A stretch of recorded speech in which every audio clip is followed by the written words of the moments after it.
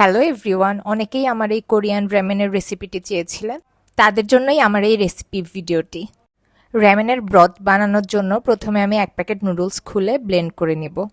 আরও কিছু ইনগ্রিডিয়েন্টস আমার লাগবে, যেমন নুডলসের মশলা, chilli flakes, cornflour, tomato ketchup, red chilli paste আর সয়া সস। এরপর আমি নুডলসগুলোকে বয়েল করে নিব। তারপর একটা হোয়াইট কালার বোলের মধ্যে নুডলসগুলো নিয়ে নিয়েছিলাম। নুডলস যে পানিতে সিদ্ধ করেছিলাম সেই পানি দিয়ে আমি ব্রথটা তৈরি করব।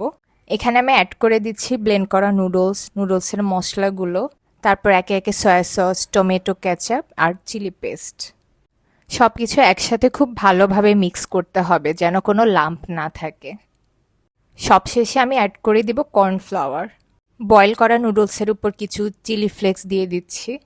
তারপর তৈরি করা ব্রথটাকে আমি নুডলসের চারপাশে এভাবে সুন্দর করে ঢেলে দেব। তারপর আমি স্লাইস করা ডিম দিয়ে একটু সুন্দর করে ডেকোরেশন করার চেষ্টা করছিলাম, বাট আনফর্চুনেটলি একটা ডিম পড়ে গিয়েছিল, যদিও আমি আবার শেষে ডিমটাকে ঠিক করে নিলাম। Thanks for watching.